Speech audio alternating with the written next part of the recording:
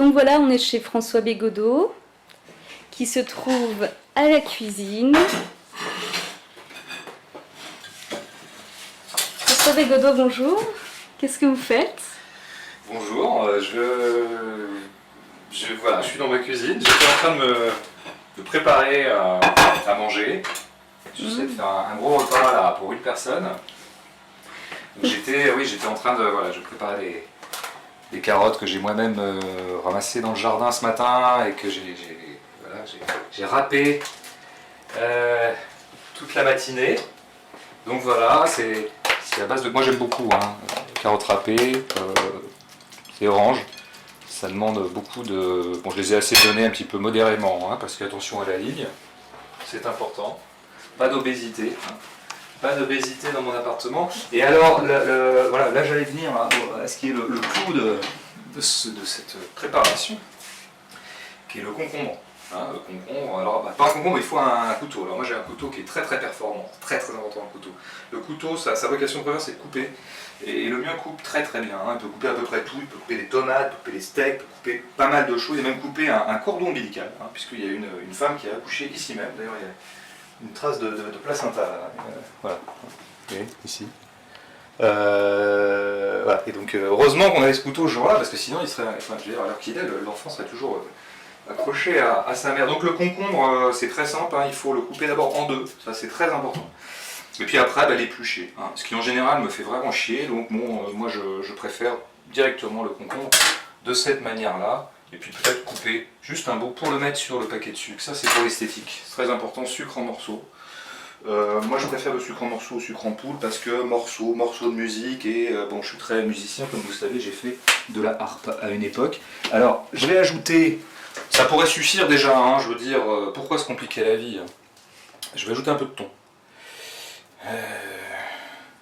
Alors le thon, bon c'est un poisson. Pourquoi est-ce qu'on appelle, je veux dire, les gens laids, pourquoi est-ce qu'on les appelle des thons? Moi j'ai toujours trouvé ça extrêmement injuste, pour, non pas pour les gens, hein, qui sont laids, c'est vraiment de leur faute, mais pour le thon, qui est un animal pas plus laid qu'un autre. C'est pas vrai, c'est même un animal plutôt élégant. Simplement il faut le voir dans son milieu, hein, il faut le voir nager. Et là, regardez par exemple, on voit que c'est quand même un animal qui a une certaine grâce. Alors, ça c'est du thon que j'ai pêché bien sûr, hein, parce qu'en boîte ça ne fonctionne pas, le goût est complètement, je dirais, anesthésié en quelque sorte. Hein, voilà, donc c'est du thon, on reconnaît bien les yeux du thon. Et je mets le thon comme ceci, voilà. Ça c'est très important. Et je vais ajouter, c'est pas fini, je vais ajouter du maïs. Voilà, très important le maïs, mais j'aime beaucoup.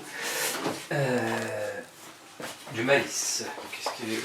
Voilà, vous avez pour l'instant. Il se trouve simplement que je ne vois pas le maïs. Où est-ce qu'il est le maïs? Maman? Vous vivez avec votre mère? Maman? Où est-ce que t'as foutu le maïs? Maman? Ah oui, mais pourquoi tu le mets là?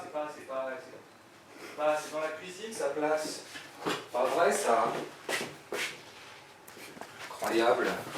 Oui, alors le maïs c'est très important, hein, parce que vous avez, ça c'est pareil, c'est du maïs du jardin bien sûr, hein, qui en général se présente sous forme d'épi, hein, dans la nature.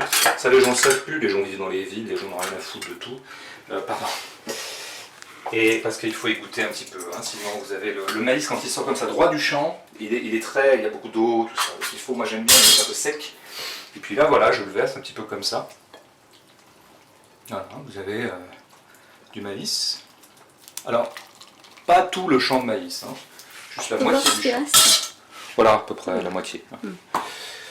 Parce que sinon ça ferait trop. Et alors voilà, une fois que vous avez tous vos ingrédients comme ça, l'important c'est ce que moi j'appelle le dressage. Le dressage, c'est simplement l'esthétique, c'est très important l'esthétique. Quand vous présentez un plat à quelqu'un, hein, et en l'occurrence la personne qui va manger ça, elle va être très sensible au goût. Hein, et je suis bien passé pour savoir parce que c'est moi qui vais le manger, donc j'attends de celui qui l'a cuisiné de bien présenter les choses. Donc moi je travaille énormément l'harmonie globale des choses. C'est-à-dire que là, c'est vrai que la gastronomie se rapproche un tout petit peu de l'art pictural. Et quand je dis un tout petit peu, c'est un euphémisme. Hein, parce qu'on est complètement dans une composition de couleurs, de tons, de contrastes. À pas confondre avec le ton THON, bien sûr. Donc là, voilà, vous avez, en très très peu de temps, hein, une préparation qui est toute prête à servir. Vous allez goûter, François? Mais je vais me gêner, évidemment. Excellent. Merveille. Formidable. Formidable. Ton. En tout cas, ça donne très envie. Chapeau.